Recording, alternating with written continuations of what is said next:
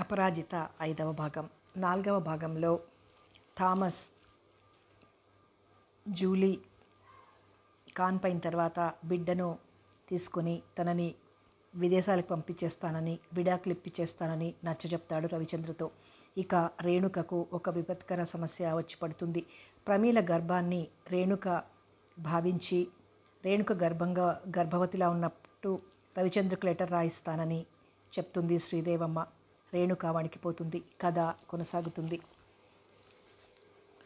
రేణుక దగ్గర నుంచి సరాసరి భర్త దగ్గరికి వెళ్ళింది శ్రీదేవమ్మ. ఆయన పేపర్ చూడటంలో నిమగ్నమై ఉండి ఆమె రాకను గమనించలేదు. ప్రయత్నపూర్వకంగా తన ముఖవైఖరిని ఉల్లాసంగా మార్చుకుని, ఏమండోయ్, ఒక శుభవార్త చెప్పనా అంటూ ఆయన పడక కుర్చీ పక్కనే ఉన్న కుర్చీలో కూర్చున్నదామె. పేపర్ మీద నుంచి తల తిప్పి భార్య వైపు చూశారు కేశవశర్మ గారు. మన కోసం శుభవార్తలు కూడా ఉన్నాయా అన్నారు నిరుత్సాహంగా, నిర్లిప్తంగా. ఎందుకుండవు? ఈ కష్టాలలో ఆ పరమాత్ముడు మనకు వెలుగును చూపి అనుగ్రహించాడు. మీరు తాతగారు కాబోతున్నారు. జీరబోతున్న గొంతును స్వాధీనంలోకి తెచ్చుకుంటూ ఎండిపోతున్న పెదవులపైకి చిరునవ్వు రప్పించుకుంటూ చెప్పింది. ఏమిటి? అదేదో సరిగ్గా చెప్పు. పేపర్ పక్కన పడేసి పడక్కుర్చీలో లేచి కూర్చుని కుతూహలంగా భార్య వైపు చూశారాయన. మన రేణుకిప్పుడు 3వ నెలటండి. ఇంకో 6 నెలల్లో మీకు మనవడో మనవరాలో పుట్టబోతున్నారు. కళ్ళల్లో సంతోషం నిండించుకుంటూ అన్నది. కేశవశర్మ గారి గుబురు మీసాల చాటున అంతులేని సంతృప్తిని, అపరిమితమైన సంతోషాన్ని చాటే చిరునవ్వు దోబూచులాడింది. విషాదంతో ముకుళించుకుపోయి ఉన్న ఆమె ముఖం ఆనందంతో విప్పారింది. ఎంత మంచి శుభవార్త చెప్పావు దేవి. అదృష్టం మనల్ని పూర్తిగా మర్చిపోలేదోయ్ అన్నారు హుషారుగా. ఆయన హుషారు చూస్తుంటే శ్రీదేవమ్మ మనసు ఉసూరుమన్నది. ఈ విషయం తెలిస్తే మన రవిచంద్ర మనసు కొంతవరకైనా మారి తీరుతుంది. ఇప్పుడే బొంబాయి ఉత్తరం రాసేస్తాను. చూడు, గర్భిణీ స్త్రీలు తీసుకోవాల్సిన జాగ్రత్తలవి నీకు బాగా తెలుసా? తెలియకపోయినా మన పెద్ద దాసి శాంతమ్మకు ఈ విషయాలన్నీ కొట్టిన పిండే. అవసరం వస్తే స్వయంగా కాన్పు కూడా చేసేయగలదది. రేపే అమ్మాయిని తీసుకెళ్ళి డాక్టర్కు చూపించు. అవసరమైన మందులు అవి రాసిస్తుంది నిట్టూర్చింది శ్రీదేవమ్మ. ఆమెను పరిశీలనగా గమనించినట్లయితే ఆ నిట్టూర్పు ఎంత భారంగా ఉందో కనిపెట్టగలిగేవారు ఆయన. కానీ ఆయన ఆమె వైపు చూడటం లేదు. ఏవేవి ఊహలతో తనలో తాను ముసిముసి నవ్వులు నవ్వుకుంటున్నాడు. అబ్బాయికి త్వరగా రాసేయండి. సుధాకర్ విషయం ఏమాలోచించింది? వివరంగా తిరుగుటపాలో జాబు రాసేయమని మరీ రాయండి అన్నది. ఇదిగో ఇప్పుడే రాసేస్తాను. ఈ శుభవార్త వింటే మనిషి కాస్త గాడిలో పడతాడనుకుంటున్నాను ఆశాపూర్వకంగా అంటూ పడక్కుర్చీలో నుంచి లేచి తన గదివైపు నడిచాడు కేశవశర్మ గారు. తికమక పడిపోతున్న మనసుతో దారి తెన్ను తోచిన ఆలోచనలు ఉప్పెనలా లేస్తుండగా మనసుతో పాటు శరీరం కూడా వశం తప్పిపోగా అలా ఎంతోసేపు కూర్చుండిపోయింది శ్రీదేవమ్మ. రవిచంద్రకు ఉత్తరం రాసి తన గదిలో నుంచి యువతలకొచ్చిన కేశవశర్మ గారు కళ్ళ వెంట ధారాపాతంగా కన్నీరు కారుస్తుండగా ఇహలోకం మర్చినట్లున్న భార్యను చూసి ఆమె భుజం పట్టుకుని కుదుపుతూ దేవి దేవి అని పిలిచారు కంగారుగా. భర్త పిలుపుతో స్మృతిలోకి వచ్చిన శ్రీదేవమ్మ ఉలిక్కిపడి, ఏం లేదండి, ఇకనైనా అబ్బాయి దారికొస్తాడా అని ఆలోచిస్తున్నాను అన్నది కన్నీరు చెంగుతో తుడుచుకుంటూ. ఇంకేం పర్వాలేదు, నువ్వేమీ దిగులు పెట్టుకోకు భార్యను ఊరడిస్తూ అన్నారాయన. అంత భగవదనుగ్రహం మన చేతుల్లో ఏముంది? తన ముఖంలోని భావాలు భర్తకు కనిపించనీయకుండా జాగ్రత్త పడుతూ కుర్చీలో నుంచి లేచి వెళ్ళిపోయింది శ్రీదేవమ్మ. టేబుల్ ముందు కూర్చుని దీక్షగా ఏదో రాసుకుంటున్నాడు రవిచంద్ర. జూలీ ఒక పోస్ట్ కవర్ పట్టుకొచ్చి అతని ముందుంచి ఇదేమిటి అన్నది. కఠినత్వం నుండి తీవ్రంగా కర్కశంగా ధ్వనించింది ఆమె గొంతు. తలెత్తి ఆమె వైపు చూశాడు రవిచంద్ర. జూలీ ముఖమంతా జేవురించి కందగడ్డలా ఉంది. ఆమె కళ్ళ నిండా ఎర్రజీరలు భయంకరంగా కనిపిస్తున్నాయి. మనిషి నిలువెల్లా వణికిపోతోంది.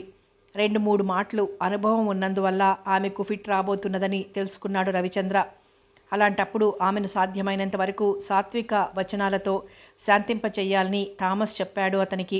చాలాసార్లు ఆమెను ఇలాంటి పరిస్థితులలో లాలించి ఫిట్ రాకుండా నివారించగలిగాడు రవిచంద్ర. ఏమిటి జూలీ? ఏమిటది? ఉత్తరాన్ని అందుకోబోతూ అతి ప్రశాంతంగా అడిగాడు. చటుక్కున చేయి వెనక్కి పెట్టేసుకుంది జూలీ. చిన్నగా నవ్వాడు రవిచంద్ర. పోనీ నువ్వే దాచుకో అన్నాడు. కోపంతో, ఆవేశంతో, ఉద్రేకంతో ఆమె ఎడద ఎగిసెగిసి పడుతోంది. ఆడపులి చూస్తున్నట్లు చూస్తోంది అతని వైపు. నువ్వెంత మోసగాడివి చందర్. అబద్ధాలతో నన్ను నమ్మించి ఎంత నాటకమాడావు.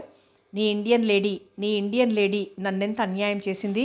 నువ్వు చెప్పినవన్నీ నిజాలైతే నీ ఇండియన్ లేడీ శుద్ధ వ్యభిచారిణి అన్నమాట. కానీ కానీ ఆమె వ్యభిచారిణి అంటే నేనే నమ్మలేకపోతున్నాను. ఇదంతా నీ తంత్రం. నువ్వు చేసిన దగా కోరువి. డెవిల్ ప్రవృత్తి గలవాడివైన నిన్ను నమ్ముకొని నన్ను నా బిడ్డను పూర్తిగా అన్యాయం చేసుకున్నాను. నా హృదయాన్ని నలిపి పారేశావు. నా జీవితాన్ని ముక్కలు ముక్కలుగా చేసేశావు. జూలీ కంఠంలో తీవ్రత క్రమంగా తగ్గిపోయి మాట గొణుగుడు పడిపోయింది. ఆమెను పట్టుకున్న రవిచంద్ర చేతుల్లోనే కొయ్యబారిపోయింది. చైతన్యరహితంగా కొయ్యబొమ్మలా ఉన్న ఆమె శరీరాన్ని అతి ప్రయాస మీద బెడ్ మీదకి చేర్చాడు రవిచంద్ర. అతడెంత ప్రయత్నించి సరిచేద్దామన్నా ఆమె కాళ్ళు చేతులు సరి అయిన పొజిషన్లోకి రాలేదు. అంతకంతకు నల్లబడిపోతున్న ఆమె శరీరాన్ని చూస్తూ కంగారు పడిపోయాడు రవిచంద్ర. వెంటనే థామస్కి ఫోన్ చేసి జూలీని హాస్పిటల్కి తీసుకెళ్లే ఏర్పాట్లు చేయసాగాడు. ఆపరేషన్ థియేటర్ ముందున్న బల్లపై కూర్చుని ఉన్న రవిచంద్ర మనసులో లేదు. జూలీకి ఫిట్స్ ఉధృతంగా రావడంతో తగ్గిన జూలీ స్పృహలోకి రాలేదు. ఆ అచేతన స్థితిలోనే ఆమెకు నొప్పులు ఆరంభమయ్యాయి.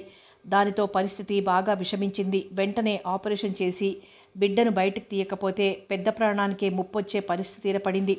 తక్షణం ఆపరేషన్ థియేటర్కు తరలించారు జూలీని. థియేటర్ బయట ఉండిపోయిన రవిచంద్ర మనసు ఆవేదనతో నిండిపోయి అస్తవ్యస్తంగా తయారైంది. ఏమవుతుందోనన్న ఆందోళనతో అతని హృదయం వణుకుతోంది. జూలీ తాను కలిసి గడిపిన సంఘటనలన్నీ అతని తలపుకొస్తుంటే జూలీ అంటూ మౌనంగా తనలో తానే ఆక్రోశిస్తోంది అతని గుండె. జూలీని తాను కలుసుకున్న దగ్గర నుంచి జరిగిన స్మృతులన్నీ అతని మనసులో సినిమా రీల్లా తిరగసాగాయి. కాలిఫోర్నియాలో తొలిసారిగా ఆమెతో పరిచయం, తను జూలీ కలిసి చేసిన విహారాలు, వినోదయాత్రలు, నా పెళ్లి ఇండియన్తోనే జరగాలని మా థామస్ ఆకాంక్ష, అదే నా గాఢమైన కాంక్ష కూడాను అంటూ తన హృదయాన్ని స్పర్శించిన జూలీ మాటలు, నీవే నా సర్వస్వం అన్నట్లు మీనా లాంటి మెరిసే కళ్ళతో ఆమె చూసిన చూపులు, ఆమె తల్లిదండ్రులు అల్లుణ్ణి తమ దేశంలో ఉంచుకోవాలని పట్టుబట్టినప్పుడు నేను చందర్తో ఇండియాకి వెళ్ళిపోతాను అని ఆమె ప్రకటించిన దృఢనిశ్చయము, అతి సున్నితంగా ఉన్న వేళ్లతో మృదువైన ఆమె తన వేలికి వెడ్డింగ్ రింగ్ తొడగటము, సిగ్గులు చిందిస్తూ తన జడలో దండవేయటము, తన మెడలో దండవేయటము, వయ్యారంగా తన ఒడిలో వాలిపోతూ ప్రణయసాగరంలో ఓలలాడించిన తీరు, గర్భవతినని తెలుసుకున్నప్పుడు అమాయకమైన ఆనందంతో గిరగిరా తిరుగుతూ నేను నీ బిడ్డకు తల్లి కాబోతున్నాను చందర్ అంటూ తనను చుట్టేయటం, ఇలా ఆమెతో కలిసి గడిపిన ప్రతి ఒక్క క్షణం గుర్తుకొస్తూ జూలీని విలియం చేతుల్లో చూసే వరకు వచ్చి హఠాత్తుగా మసకబారిపోసాగింది అతని స్మృతిపదం. హఠాత్తుగా మెదడంతా అంధకారం ఆవరించగా అంతవరకు విరబూసిన జాజి తీగల, చల్లని వెన్నెల ముద్దల, మల్లెల మాలల, అమృత సోనలా మెదిలిన జూలీ ఇప్పుడు వికటంగా నవ్వుతున్న వికృత పిశాచంలా కదిలింది. ఆ స్మృతిపదంలో మనసులోకి రానివ్వకూడదని శతవిధాలా ప్రయత్నించి విపులుడయ్యాడతను. ఏమైనా జూలీ బ్రతకాలనే కోరుకుంటోంది అతని మనస్సు. ఆమెకి ఏ ఆపద వాటిల్లకూడదనే ఆ ఆపద సమయంలో దైవాన్ని అర్థించింది అతని మానవ హృదయం. ఈ డెలివరీ జూలీకి ఆఖరి ఘడియలాంటిది. థామస్ అన్న మాటలు పదే పదే అతని చెవులలో ప్రతిధ్వనించసాగాయి. ఆ సమయంలో ఫిట్స్ వస్తే ఆమె బ్రతికే అవకాశాలు చాలా తక్కువ. అది మృత్యువు హెచ్చరికలా అతని హృదయాన్ని జలధరింపచేస్తోంది. నేను నా బిడ్డ ఎడతెగని తాపత్రయంలో అపరిమితంగా ఆరాటపడుతున్న జూలీ మృత్యువు భయంకరమైన కోరల మధ్య చిక్కుకుని ఘోరమైన బాధను అనుభవిస్తూ తన వైపు దీనంగా చూస్తున్నట్లు అనిపించగా విపరీతమైన ఆందోళనతో అతని గుండె వణికింది. నరాలను నిస్సత్తు ఆవహించగా ఒళ్లంతా చెమట పట్టేసింది అతనికి. నైట్ క్లబ్లో దృశ్యాన్ని చూసినప్పటి నుండి ఈ 5 రోజులు జూలీ ముఖమైనా చూడకుండా గడిపేశాడతను. ఇప్పుడొక్కసారి వెళ్ళి సజీవంగా ఆమెనొకసారి చూసి వద్దామని పెరపెరలాడుతోంది అతని అంతరాత్మ. అరగంట గడిచిపోయింది. ఆ అరగంట 60 యుగాలుగా గడిచింది రవిచంద్రకు. మరో 5 నిమిషాలు గడిచాక థియేటర్ తలుపులు తెరుచుకొని ఒక నర్సు బయటకు వచ్చింది. ఆత్రంగా ఆమె వైపు చూసిన రవిచంద్ర మనసు గతుక్కుమంది. కళావిహీనంగా విషాదపూరితంగా ఉందామె ముఖం. ఆమె రవిచంద్ర దగ్గరగా వచ్చి మిమ్మల్ని డాక్టర్ పిలుస్తున్నారు అన్నది. చటుక్కున లేచి గబగబా థియేటర్లోకి వెళ్ళాడతను. లోపలికి వెళ్తుంటే క్యారుమన్న పసిబిడ్డ ఏడుపు వినిపించింది. ఒక్క క్షణం పాటు అతని హృదయంలో ఏదో మూల మధురాతి మధురమైన స్పందన ధ్వనించింది. ఖిన్నుడై కుర్చీలో కూలబడి ఉన్న థామస్ రవిచంద్రను చూడగానే జూలీ వెళ్ళిపోయింది చందర్, మనల్ని విడిచి వెళ్ళిపోయింది అన్నాడు బాధతో.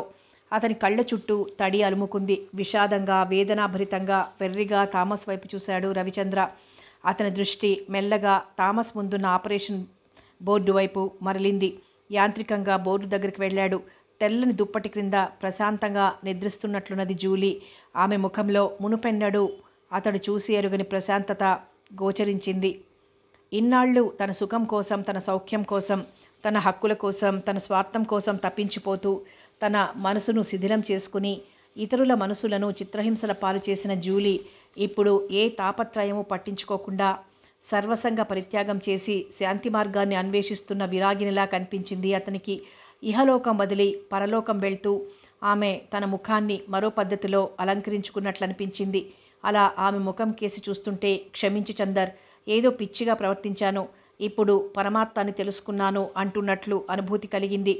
కళ్ళు మూసుకుని కొన్ని క్షణాల పాటు అలాగే నిలబడిపోయాడు రవిచంద్ర. అతని అంతర్నేత్రానికి లోకమంతా శూన్యంగా, వెలుగులాంటి చీకటిగా, పరిమళం లాంటి పంకలంలా గోచరించింది. క్యార్మన్న ఏడుపు వినిపించింది. కళ్ళు తెరిచిన రవిచంద్రకు నర్సు చేతిలోని పసిపాప కనిపించింది. ఒక్క క్షణంలో అతని హృదయం అంతులేని ఆత్మీయతతో నిండిపోయింది. ఏ బిడ్డ? పక్కనే నిల్చునున్న లేడీ డాక్టర్ని అడిగాడు. ఆడపిల్ల, ఆంగ్లంలో చెప్పిందామే. దీర్ఘంగా నిట్టూరుస్తూ జూలీ ముఖం పైన దుప్పటి కప్పేశాడతను.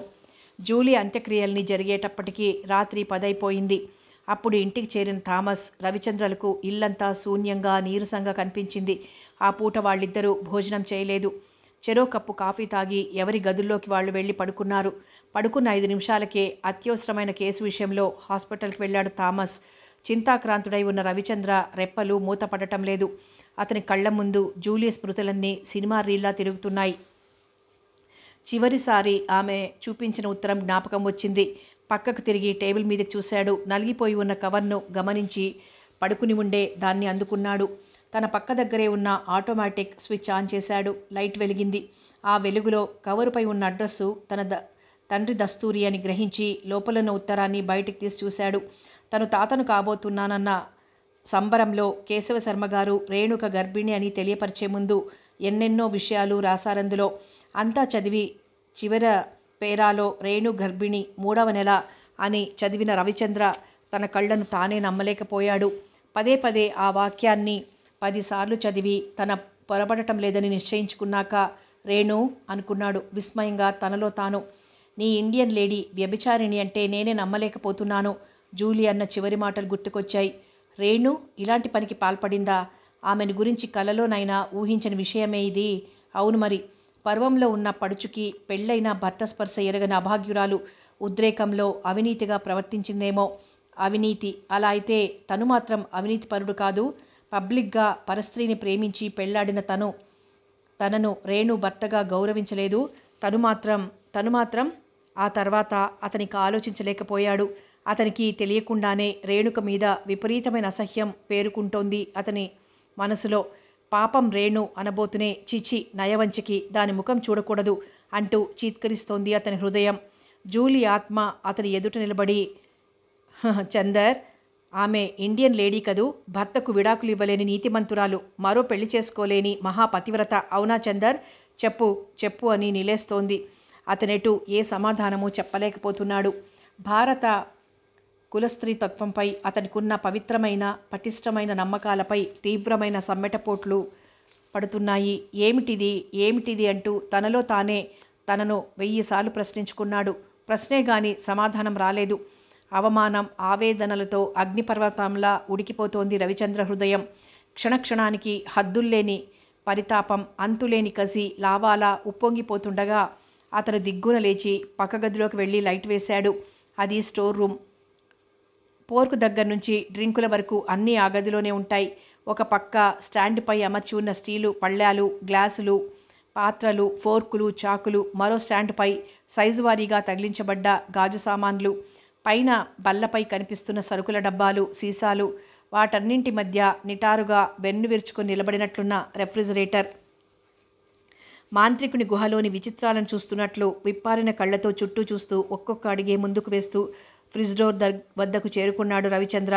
ఫ్రిడ్జ్ డోర్ తలుపులు బార్లా తెరిచి లోపలికి చూశాడు. క్యాబేజీ, క్యాలీఫ్లవర్, టొమాటో, ముల్లంగి మొదలైన కూరగాయలు, గుడ్లు, డ్రింకు బుడ్లు, ఇంకా ఇతరమైన వస్తువులు ఎన్నో ఉన్నాయి దాంట్లో.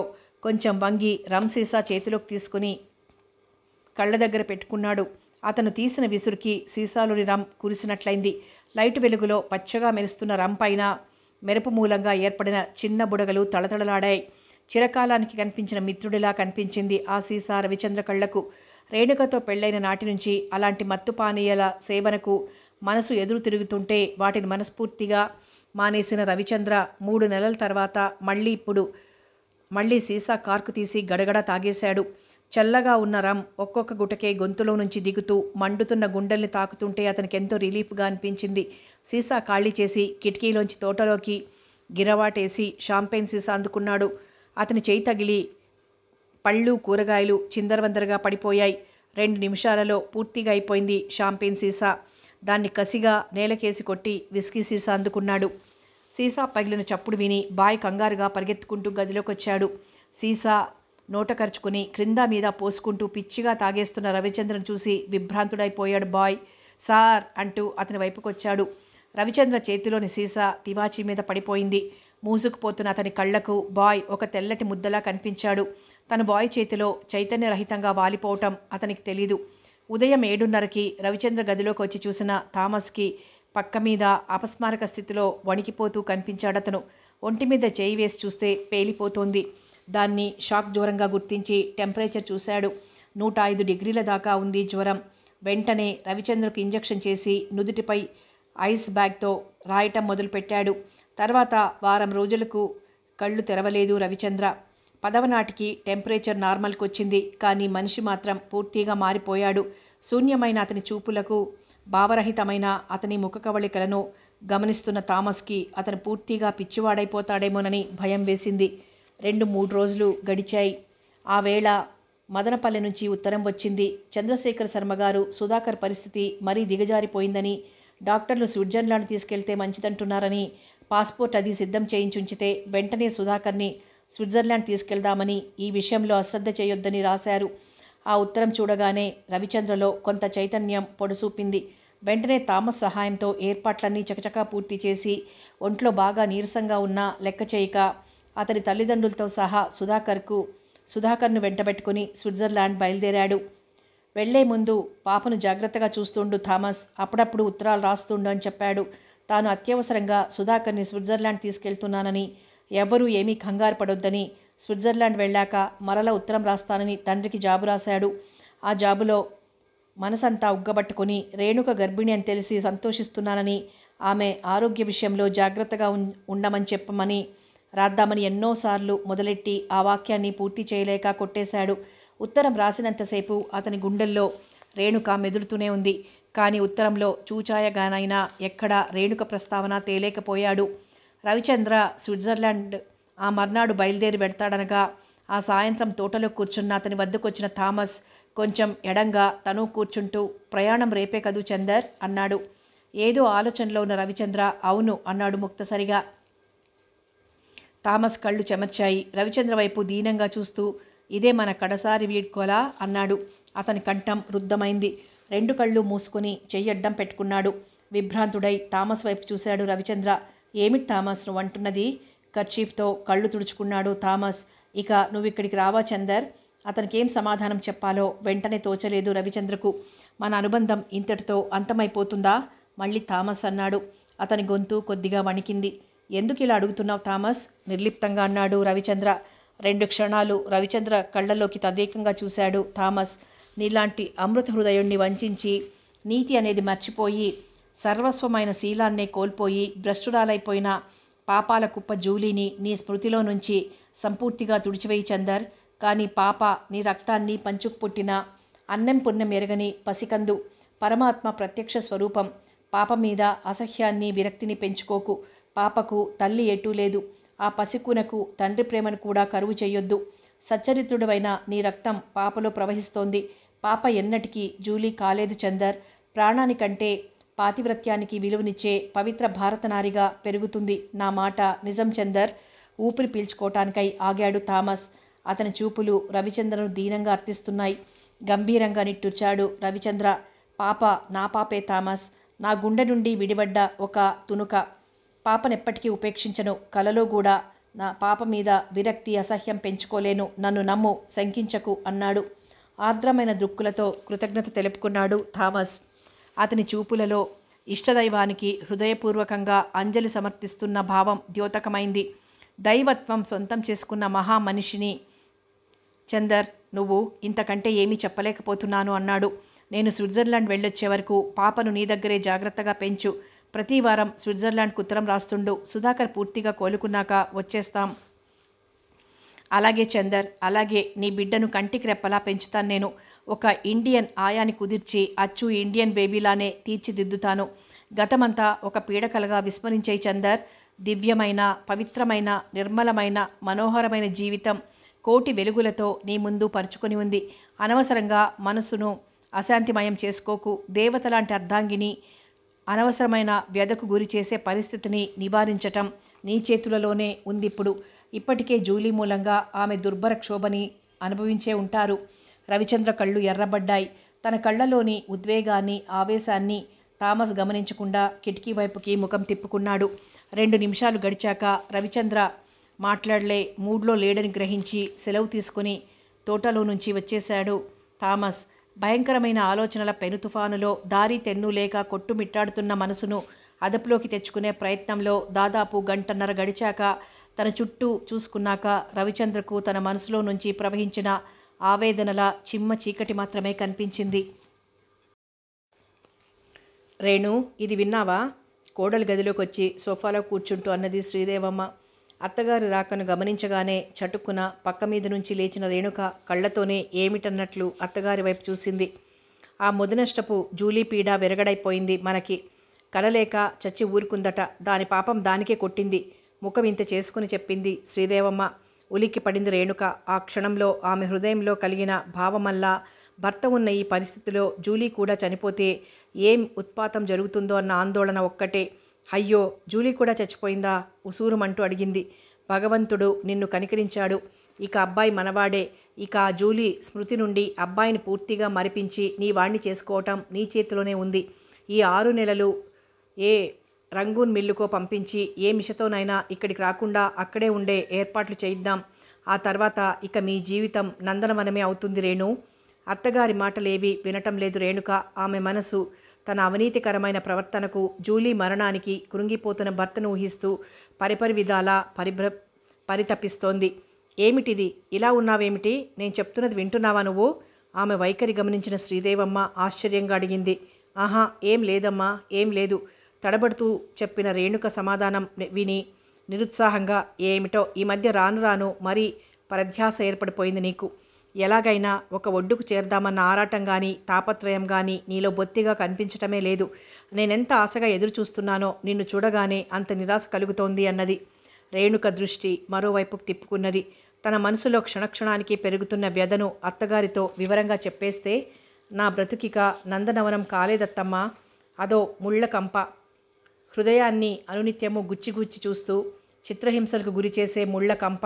ఇంకా ఏవేవో చెప్పేసి గుండె బరువు దించుకుందామనుకుంది. కానీ రేణుక గొంతు పెగిలి ఒక్క మాట అయినా బయటికి రాలేదు. దీర్ఘంగా నిట్టూర్చి మౌనంగా ఉండిపోయిన కోడల్ని చూసి, కర్మ ఇదంతా, ఒక్కరు కాకపోతే ఒక్కరైనా సరైన వాళ్ళు దొరకలేదు నాకు చిరాగ్గా అనుకుంటూ సోఫాల నుంచి లేచి విసురుగా వెళ్ళిపోయింది శ్రీదేవమ్మ. చూసావా వదిన, మీ ఆయన వారం రోజులలో వచ్చి సుధా దగ్గరికి తీసుకువెళ్తారని ఎంతో నమ్మకంగా చెప్పాడు కదా. సుధాకర్ను అట్నుంచటే స్విట్జర్లాండ్ తీసుకెళ్తున్నానని రాశాడిప్పుడు. ఆయన గారి పుణ్యమా అంటూ సుధాను కంటితో చూసుకోవటానికి కూడా నోచుకోలేదు. ఆ జూలీ పోయిందన్న బాధలో మనమెవరము అసలు జ్ఞాపకమే ఉండి ఉండం ఆ మహానుభావుడికి. తను అనవసరంగా నన్ను ఇలా వంచకపోయినట్లయితే ఈ దేశంలో ఉండగా ఎలాగైనా సరే నా సుధాని ఒకసారి కళ్ళారా చూసుకునేదాన్ని. ఇక సుధా, నా సుధా నాకు కనిపిస్తాడా వదినా? పరితాపంతో ఏడవసాగింది ప్రమీల. ఏడవకమ్మా ప్రమీ, ఏడవకు. సుధాకర్ తప్పకుండా పూర్ణ ఆరోగ్యవంతుడై తిరిగొస్తారు. ఆయనకు సంపూర్ణమైన ఆరోగ్యం చేకూరాకే నీకు చూపించాలని అనుకునుంటారు మీ అన్నయ్య. ప్రమీల కన్నీటిని తన కొంగుతో తుడుస్తూ బాధగా అంది రేణుక. నువ్వెన్ని చెప్పు, నాకు మాత్రం అన్నయ్య మీద నమ్మకం బాగా సన్నగిల్లిపోయింది. బాగా వంచన నేర్చాడు ఈ మధ్య. నీ విషయంలో ఆయన గారి నమ్మకమేమిటో ప్రత్యక్షంగా రుజువు కాలేదు ప్రమీ. రేణుక గుండెలు విలవిలా తన్నుకున్నాయి. మీ అన్నయ్య నన్ను అపార్థం చేసుకోవద్దమ్మా ప్రమీ. విధి చేత పూర్తిగా వంచితులైపోయారాయన. విస్తుపోతూ వదినగారి వంక చూసింది ప్రమీల. తన మీద కించిత్తైనా లక్ష్యం లేకుండా ప్రవర్తిస్తున్న ఆ భర్తపై ఈమెకింత ఆరాధనాభావం ఎలా కలుగుతోందో ఆమెకు అర్థం కాలేదు. ప్రమీల ఇంకా ఏం ప్రశ్నిస్తుందోనన్న భయంతో చటుక్కున మాట మార్చేసింది రేణుక. వాళ్ళు క్షేమంగా తిరిగి వచ్చేప్పటికీ ఇక్కడ మన సమస్యలన్నీ పూర్తిగా పరిష్కారమైపోతాయి. ఇక అప్పుడు ప్రమీల కళ్యాణం నిరాటంకంగా వైభవోపేతంగా జరిగిపోతుంది. పెదాల మీదకి బలవంతాన నవ్వును తెచ్చిపెట్టుకుంది. జీవం లేని నవ్వొకటి నవ్వింది ప్రమీల. ఎంత తీయని కలలు కంటున్నావు వదినా. కోడల్నని కొండంత భారాన్ని నీ మీద మోపేసి అమ్మ ఆడిస్తున్న ఈ నాటకం ఏ రసాభాస లేకుండా సమాప్తి అవుతుందని అనుకుంటున్నావా? రోజురోజుకి మోడువారి ఎండిపోతున్న నా జీవితంలో మళ్ళీ వసంతం వస్తుందనే ఆశ పెట్టుకున్నావా నువ్వు? చటుక్కున ప్రమీల నోరు మూసింది రేణుక. అలాంటి మాటలు అనుకు ప్రమీ. నీ జీవితం కొన్ని రోజులలో తప్పక నందనవనమే అవుతుంది. భగవానుని చల్లని చూపులు వల్ల అంతా సవ్యంగా నెరవేరుతుంది అన్నది. ఇంతలో శ్రీదేవమ్మ అక్కడికొచ్చి, ఇలా ఎంతసేపు ఏడుస్తూ కూర్చుంటే అసలు రహస్యం కాస్త బట్టబయలైపోయే ప్రమాదం ఉంది తెలుసా అన్నది మందలింపుగా కూతుర్ని కోడల్ని ఉద్దేశించి. రేణుక దోషిలా తలవంచుకొని నిలబడిపోయింది. ప్రమీల తల్లిని చూసి గుండెల మీద భారంతోనే వదిన సతమతమైపోతుంటే కడుపులో కూడా లేనిపోని భారాన్ని మోపావమ్మ నువ్వు. అప్పుడప్పుడు ఏడవటానికి కూడా వీల్లేదంటున్నావు. ఈ సిరిగల ఇంటి కోడలికి మనుగడే ఒక ఉరితాడై వెక్కిరిస్తోంది. అంతా విధి అన్నది నిట్టూరుస్తూ.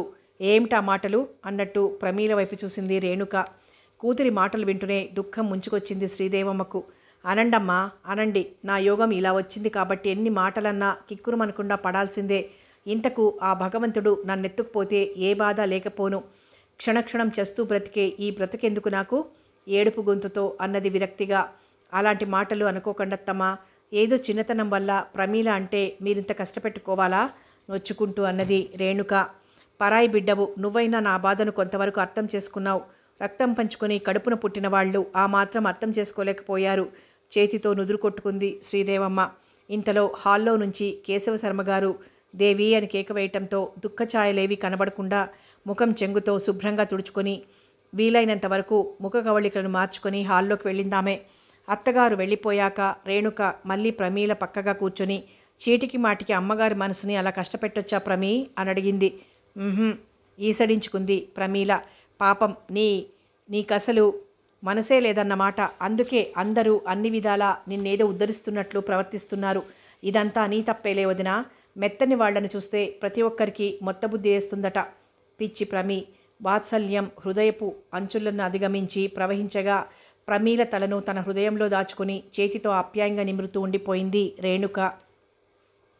స్విట్జర్లాండ్లోని చికిత్స ఒక వారం రోజులలోనే వంటబట్టింది సుధాకర్కి. వ్యాధి ఉధృతం తగ్గటమే కాకుండా మనిషి లేచి కూర్చొని 2 అడుగులు కూడా వేయగలుగుతున్నాడు.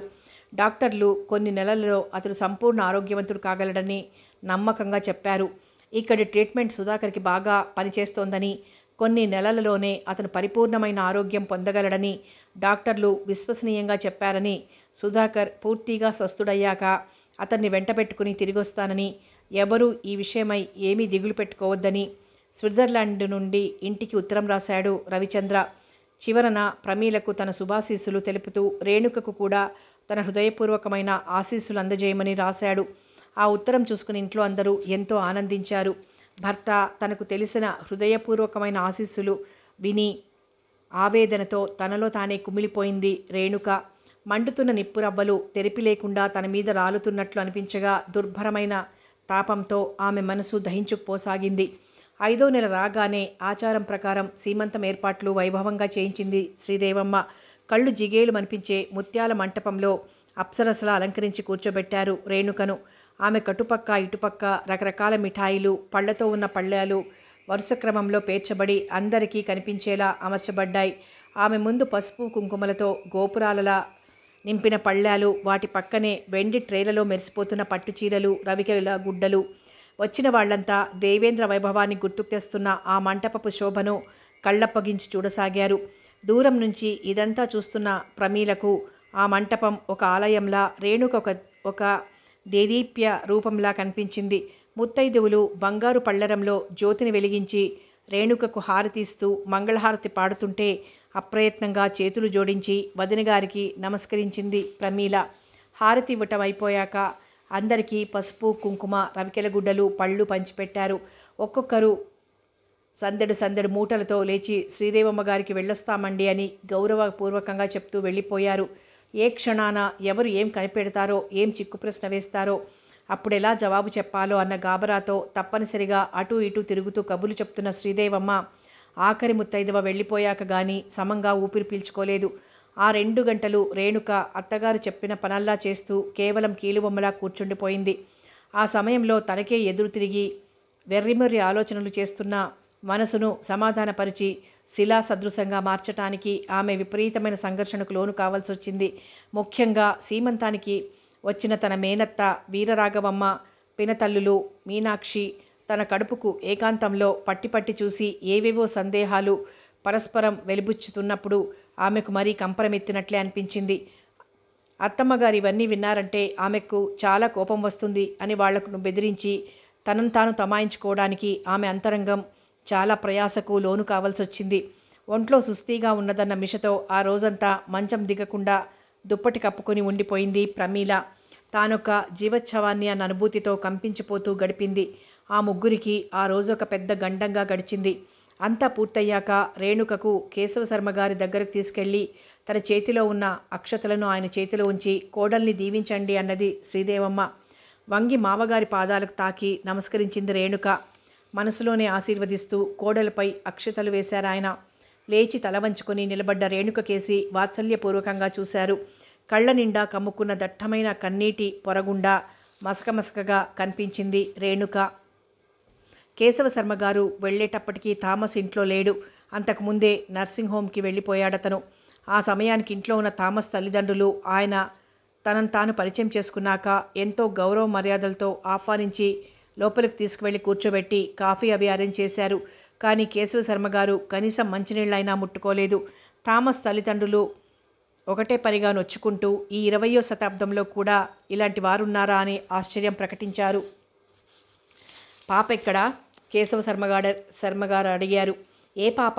కళ్ళింత చేసుకుని అడిగాడు డాక్టర్ థామస్ తండ్రి ఇంగ్లీష్లో. మీ పాపే క్లుప్తంగా అన్నారు. ఏలియా, ఆయన భార్య అయిన మార్గరెట్ ఒకరినొకరు సాభిప్రాయంగా చూసుకున్నారు. మార్గరెట్ ముఖంలో హఠాత్తుగా విచారం చోటు చేసుకుంది. కళ్ళల్లో నీళ్లు తిరుగుతుండగా చివరికి మా అమ్మాయి స్మృతి చిహ్నంగా ఈ పాపే కదా మిగిలింది మాకు అన్నది ఏడుపు గొంతుతో. కంటి చూపు కూడా అందకుండా పోయింది చివరికి. ఎంత ప్రేమగా పెంచుకున్నామో మా పిల్లని. విచారంగా దీర్ఘమైన నిట్టూర్పొకటి విడిచాడు జూలీ తండ్రి. ఆ తల్లిదండ్రుల పరితాపం చూస్తుంటే కేశవశర్మగారికి జాలేసింది. ఏం చేస్తాం, జరిగిందేదో జరిగిపోయింది. చావు బ్రతుకులు మన చేతిల్లో లేవు కదా అన్నారు ఓదార్పు ధోరణిలో. బ్రతికిన నాళ్ళు కొరగాని బ్రతుకునే గడిపింది మా బిడ్డ. చివరికి అర్ధాయుష్లోనే లోకం విడిచిపోయింది. గౌను జేబులో నుంచి కర్చీఫ్ తీసి కళ్ళొత్తుకుంది మార్గరెట్. కొన్ని బ్రతుకులకు సుఖశాంతులు రాసిపెట్టాడు దేవుడు. ఇక ఎంత వాపోయినా లాభమేముంది వేదాంతిలా అన్నాడు. కేశవశర్మగారు మౌనంగా ఉండిపోయారు. కొన్ని క్షణాలు వాళ్ళ ముగ్గురి మధ్య నిశ్శబ్దం రాజ్యం చేసింది. అయితే మీరు పాపను చూడటానికి వచ్చారా? ఏమీ ఎరగనట్లే అడిగాడు జూలీ తండ్రి. అవును, ముక్తసరిగా అన్నాడు కేశవశర్మగారు. మేము రాత్రే వచ్చాము ఇక్కడికి. పాపను నర్సింగ్ హోంలోనే ఉంచి పెంచుతున్నాడు మా థామస్. లేకపోతే ఇంటి దగ్గర కనిపెట్టి చూసేందుకు ఎవరు లేరు కదా. దయచేసి నర్సింగ్ హోమ్ అడ్రస్ ఇస్తారా? ఎందుకు, ఆయన్ని తీసుకెళ్తాడు, వెళ్ళండి. మీతో చాలా మాట్లాడాలనుకుంటున్నారు. తిరిగి వెళ్ళేప్పుడు ఒకసారి ఇటు వచ్చి వెళ్ళండి అన్నది మార్గరెట్. అలాగే అంటూ లేచారు కేశవశర్మగారు. జూలీ తండ్రి 2 నిమిషాలలో డ్రెస్ చేసుకుని తయారై వచ్చాడు. ఇద్దరూ వెళ్ళి కాంపౌండ్ ముందు ఆగి ఉన్న కేశవశర్మగారి కారులో కూర్చున్నారు. కారు నర్సింగ్ హోమ్ కేసి సాగిపోయింది. కేశవశర్మగారిని కన్సల్టింగ్ రూమ్లో కూర్చోబెట్టి తాను లోపలికెళ్ళి కేశవశర్మగారి రాకను కొడుక్కి చెప్పి వచ్చాడు జూలీ తండ్రి.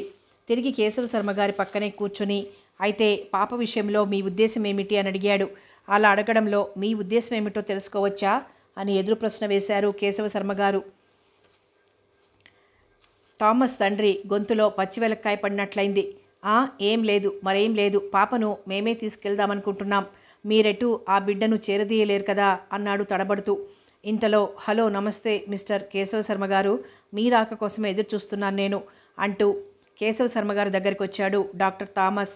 స్వచ్ఛమైన అతని తెలుగు ఉచ్చారణ కేశవశర్మగారికి కించిత్ ఆశ్చర్యం కలుగజేసింది. గుడ్ మార్నింగ్ బేబీని చూద్దామని వచ్చాను నేను, చిరునవ్వుతో అన్నారు ఆయన ఇంగ్లీష్లో.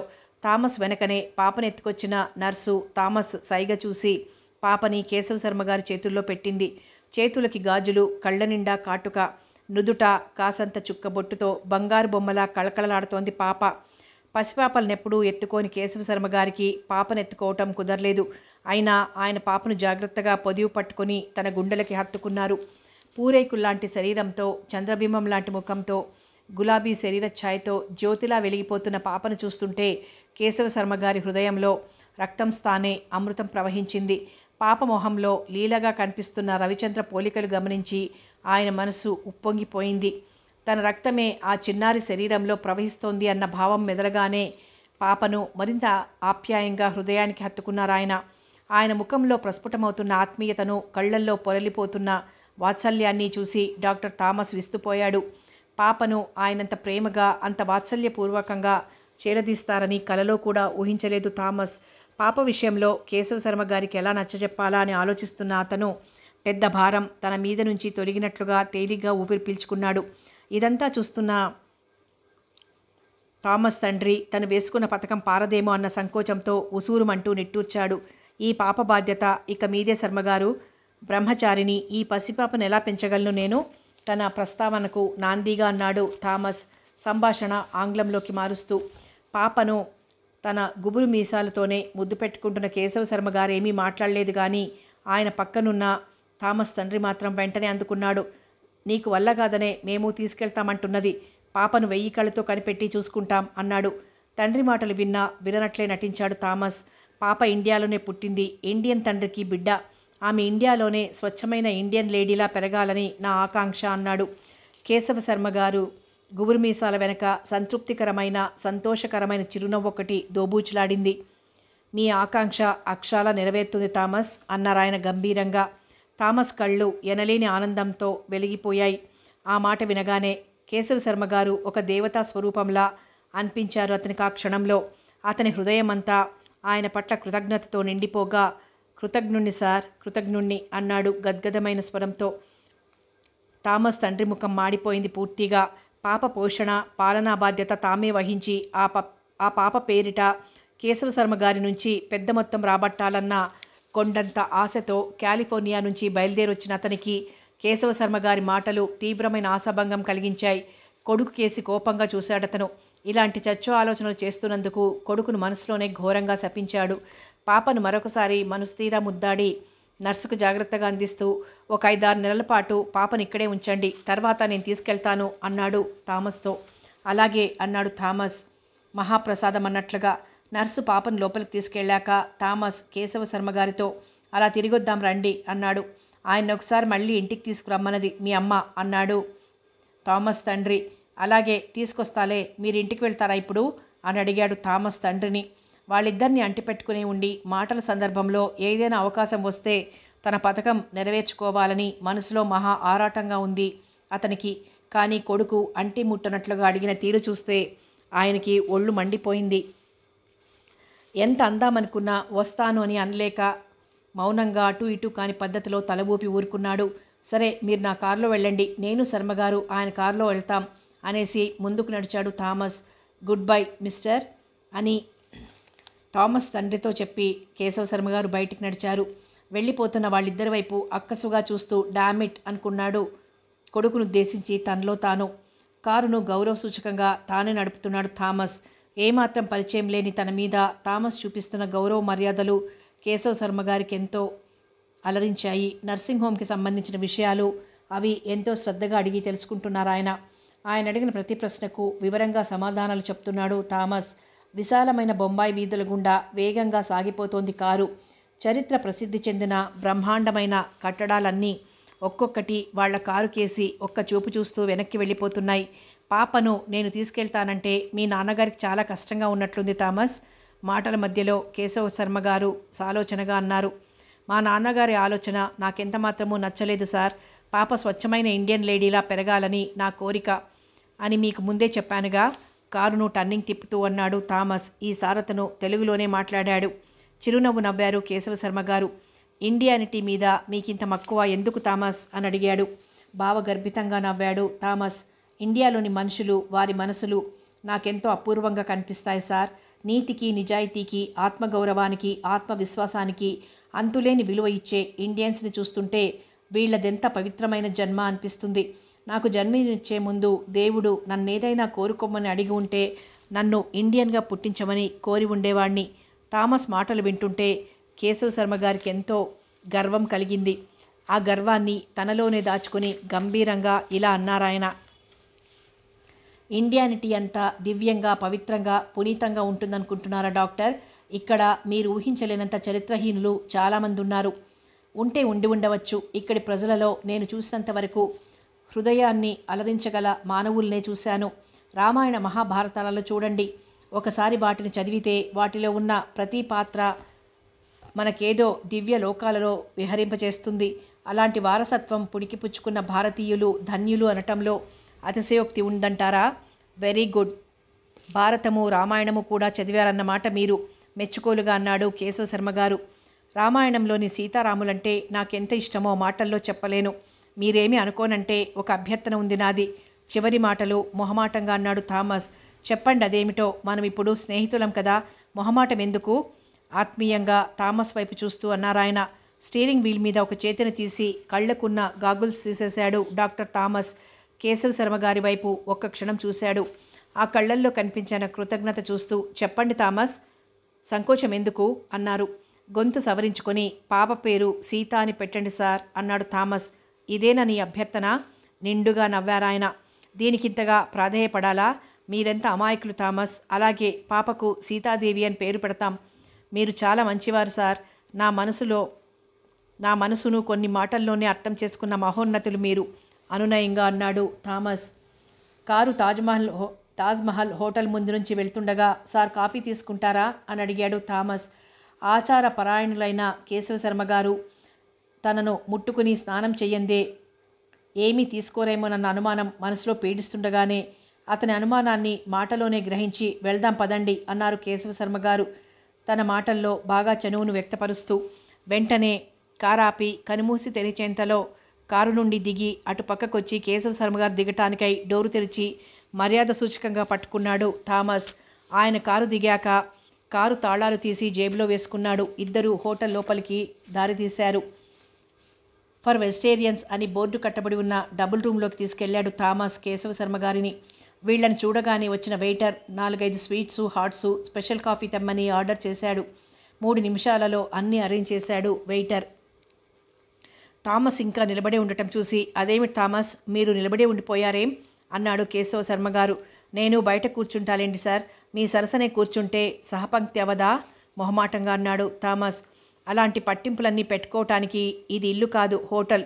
థామస్ తన ఆచార పరాయణత్వాన్ని గుర్తుంచుకుని చేస్తున్న అతిథి మర్యాద ఎంతో ఆశ్చర్యకరంగా అనిపించింది కేశవ శర్మ గారికి. ప్రతి చిన్న విషయంలోనూ అతనిలో కనిపిస్తున్న సంస్కారం ఆయనకెంతో అపూర్వంగా అనిపించింది. ఇది కామన్గా అయితే హోటలే, కానీ ఇది మీకు నేను హృదయపూర్వకంగా ఇస్తున్న ఆతిథ్యం. మీ ఆచారాలను తెలుసుకుని భంగపరచలేను, హృదయం విప్పి చెప్తున్నట్లన్నాడు థామస్. నవ్వారు కేశవ శర్మ గారు అమాయకంగా మాట్లాడుతున్న అతన్ని చూసి. మీరు నేను బంధువులన్నమాట మీరు పూర్తిగా మర్చిపోయారు థామస్.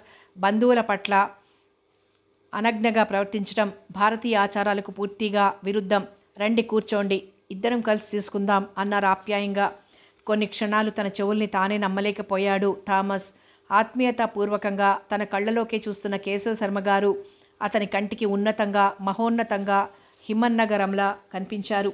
ఆరాధనాపూర్వకంగా అతి నిర్మలమైన దృక్కులతో తనలోకే చూస్తున్న ఆ విదేశీ యువకుడు కేశవ శర్మ గారికి జన్మజన్మాల అనుబంధం ఉన్న ఆత్మబంధువులా అనిపించారు.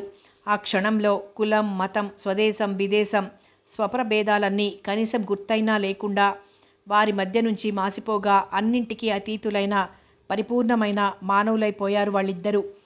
విశ్వశాంతికి, సమైక్యతకు మూలమైన ప్రధాన సూత్రం ఆ హోటల్ గదిలో ఒక్కసారి నిండుగా ఊపిరి పీల్చుకుంది. మంత్రముగ్ధుడిలా వచ్చి టేబుల్ ముందున్న కుర్చీలో కూర్చున్నాడు థామస్. 6వ భాగంలో మళ్ళీ కలుసుకుందాం.